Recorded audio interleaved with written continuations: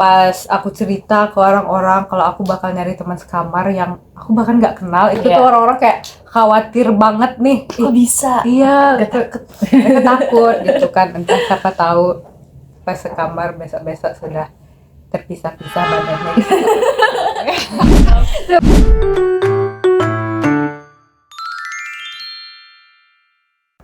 Assalamualaikum warahmatullahi wabarakatuh. Halo semuanya, selamat datang.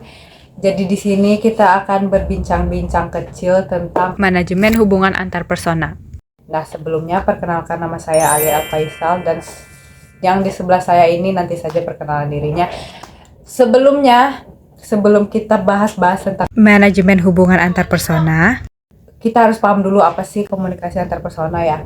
Komunikasi antar persona itu adalah komunikasi yang terjadi ketika kita bertatap muka, di mana pembicara dan juga yang mendengarkan itu bisa memberikan reaksi secara langsung gitu teman-teman.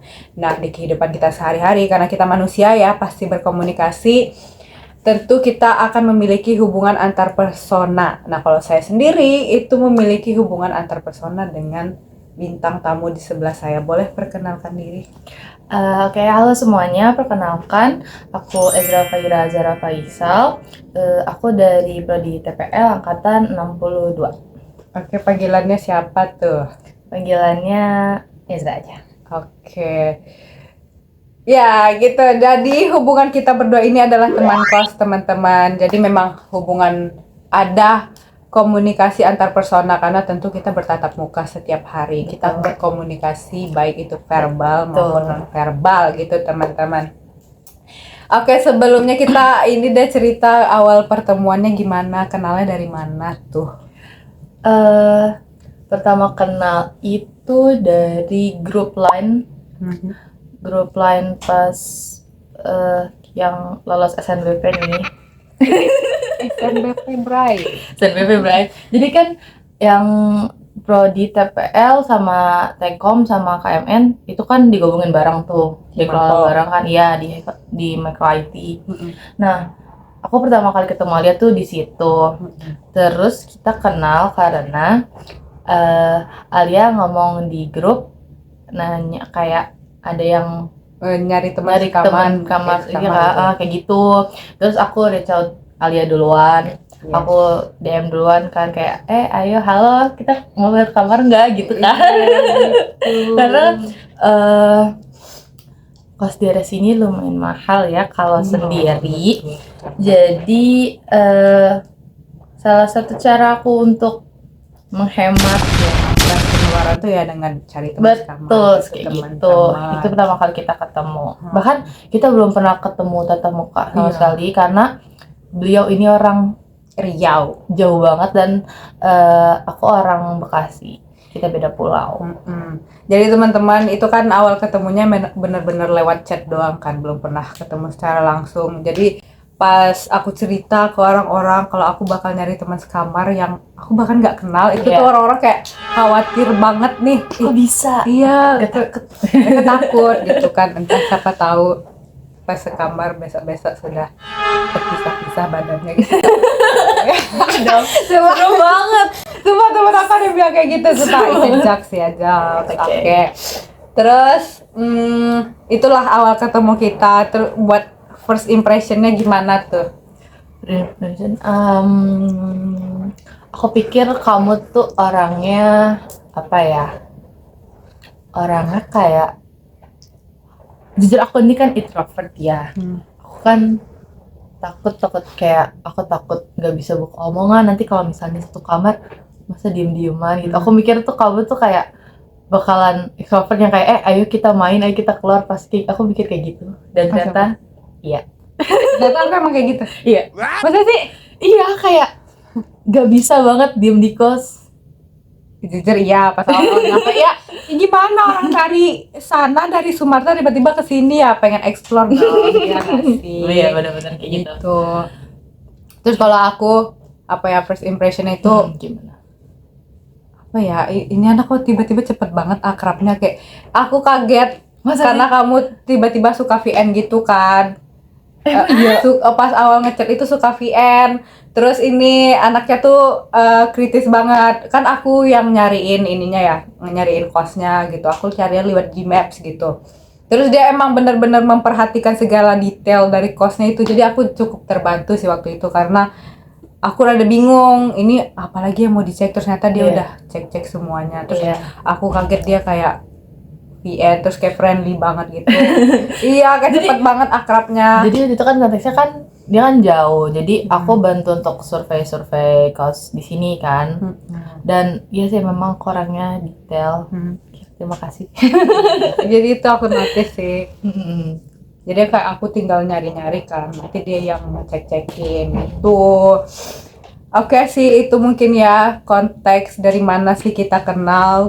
Nih, komunikasinya tuh seperti apa? Kan kita kayak yang diceritain tadi, kita belum pernah ketemu sebelumnya. Terus tiba-tiba sekamar, gimana tuh komunikasinya kok bisa nyambung?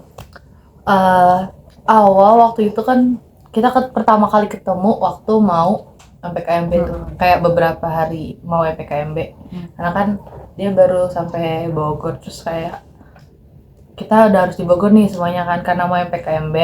Aku tuh awal canggung banget karena aku gimana ya, aku jujur aslinya tuh susah buat buka hubungan secara langsung sama orang gitu kan. Gimana ya, ntar aku takutnya kita beda jokes atau kita nggak sefrekuensi atau kayak aku pikir aduh ntar pokoknya banyak pikiran aku yang kayak aku takut gak nyambung nih gitu. Awalnya banget kayak gitu. Terus abis kita pertama kali ketemu kita kan keluar jalan lihat daerah sini kan karena belum tahu. Ternyata bisa nih nyambung, kita aman aja. Dan selama ini juga kita malah lebih sering ngobrol bareng, curhat bareng kan. Bagi kita maba, terus kita punya masalah yang kita hadapin masing-masing ya kan. Jadi temen suportif gitu loh. Iya, benar. Saling support satu sama lain. Terus kayak misalnya kalau aku lagi bete, dia terbantu senengin. Ntar kalau dia lagi bete, pokoknya kita ganti-gantian deh. Jadi seru. Ya terus ini sih kan nyambung tuh ya ke komunikasi antar persona. Itu kalau seandainya kamu lagi bad mood atau aku lagi bad mood, itu biasanya kita gimana sih cara ringankan suasana lah gitu. Gimana tuh? Kalau itu misalnya kayak aku lagi sedih nih kan, ada masalah, sudah aku nangis gitu kan. Nah, kalian tuh pasti nenangin aku kayak ya nggak apa-apa. Ya aku nangis aja, terus kayak ntar aku dipeluk apa gimana, oh my god. Terus ntar habis itu mungkin kayak dia ngajak ayo kita keluar yuk, kita cari udara, maksudnya kayak kita ini loh biar nggak kepikiran ke yang sedih-sedih mulu gitu kan. Lagi ya, kadang kayak misalnya kalau lagi bete kita kan jadi kayak punya, sebenarnya kita ada kesamaan sama suka main Mobile Legends. ML itu kayak jadi apa sih quality time antara kita itu. Iya benar. Kalau kita main ML itu kita nggak ingat waktu. Iya. Supaya itu kayak jadi lega banget. Karena kan rada stres gitu ya. Tapi ternyata walaupun ML bikin stres gitu jadi rada lega nih abis kita main. Adanya ML tuh nambah quality time kita banget. Jadi iya. Terus aku kalau ini sih kalau lagi bad mood itu kan apa ya, kalau aku lebih banyak diam. Terus kalau Ezra juga ini bukan yang ngajak ngobrol mulu, jadi cukup tenang lah, aku ada space sendiri gitu. Terus untuk ini kayak pas tadi kan cerita kita sama-sama maba, ada masalah-masalahnya sendiri. Jujur aku kayak terbantu banget. Awalnya kan aku ngerasa kayak aduh takut gimana ya punya teman kos, ntar gak cocok, ntar aku dia papain takut kan gitu-gitu. Tapi ternyata punya teman kos tuh cukup relieving, jadi aku cukup menenangkan karena aku nggak ngerasa sendirian dari awal aku masuk sampai sekarang tuh aku nggak pernah ngerasa sendirian karena selalu ada dia gitu kan.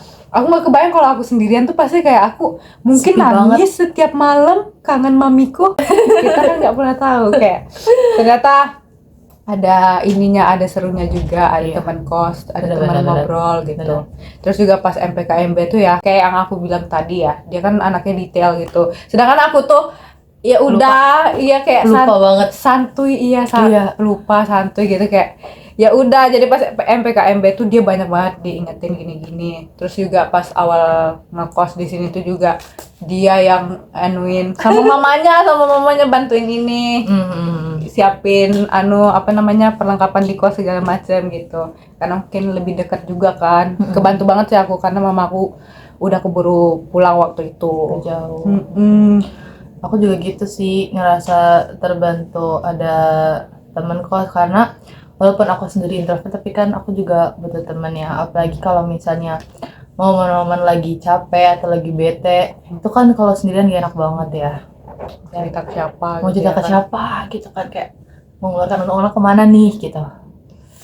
Gitu deh teman-teman. Terus kalau ini sih konflik kan biasanya kalau apalagi hubungan dekat kayak gini pasti ada konfliknya ya. Apa tuh bang, ceritain bang. Kita kan hitungannya ya lumayan sibuk gak sih? Apalagi dari SMA terus masuk kuliah, kayak wow udah banget nih. Gong. Kayak aduh, jadwalnya ternyata capek ya. Terus kayak kita punya jadwal yang beda banget. Kelasnya juga beda jadwalnya, jamnya, jadi kayak jadi fokus sibuk ke kuliah dan melupakan kebersihan kos gitu loh. Kayak iya kan, kadang udah pulang udah capek kuliah gitu, pulang aja nggak dibersihin dulu apa gimana, kayak asal taruh barang. Itu sih kayak harusnya kita bisa komunikasiin lagi nih, mumpung kita jadwalnya beda, ntar ganti-gantian atau gimana gitu. Cuma kita nggak yang sampai berantem lu. Oh iya gitu. Nggak gitu guys. Enggak. Paling cuma ngomong ntar gantian ya gitu. Nggak yang konflik besar, aman kasnya ini guys. Iya, berarti kita anaknya tenang, nggak ada konflik yang gede-gedean. Betul, Dan semoga betul. nggak usah lah ada yang konflik-konflik Nggak usah gitu ya. Nah, gimana nih cara bintang tamu kita menjaga hubungan antar persona yang baik gitu? Menurut aku itu misalnya kamu atau aku ada sesuatu yang harus disampaikan. Nah, itu tuh harus banget disampaikan. Jangan didiemin aja deh, karena masalah tuh nggak bakal selesai gitu kan. Nah, itu yang pertama. Yang kedua, ketika teman kita udah ngomong apa yang dia rasa, kita tuh harus coba untuk lihat perspektif dari teman kita tuh gimana, POV teman kita tuh gimana tentang suatu masalah ini kan. Karena kita kan sebagai manusia harus punya Empati lah gitu. iya, empati gitu kan. Habis itu kita harus ngasih respon yang positif. Kita coba obrolin semua itu, kita coba bertukar pikiran lah biar masalah tersebut nih selesai gitu loh. Karena kalau misalnya diem-diem doang kan yang mungkin masalahnya selesai gitu. Dan itu sih menurut aku yang harus dijaga, yang harus dilakuin biar hubungan antar persona tuh tetap baik, tetap ya jalan terus gitu loh, biar nggak ada musuh-musuhan kayak gitu. Iya, menurut aku emang intinya tuh kita harus peka terhadap satu sama lain ya teman-teman. Betul. Terus juga kalau kata aku yang paling penting tuh juga jangan ngomong pas lagi emosi. Itu Iya. tuh penting banget kalau kata aku. Jadi tenangin diri dulu, tenangin diri lo. Abis itu baru ungkapin isi pikiran kita. Itu juga membantu kita, karena kalau kita udah tenang kita bisa lebih jernih ya berpikir. Iya. Kita bisa mendengarkan satu sama lain dengan Bisa tenang, nggak bisa penuh mikir emosi. ya. POV teman kita gimana Gitu teman-teman. Oke, jadi itulah bincang-bincang singkat kita tentang komunikasi antar persona sebagai teman kos ya teman-teman. Terima kasih yang sudah menonton hingga akhir. Semoga sehat selalu, panjang umur, banyak rezeki. Oke, selamat tinggal. Bye-bye. Bye-bye.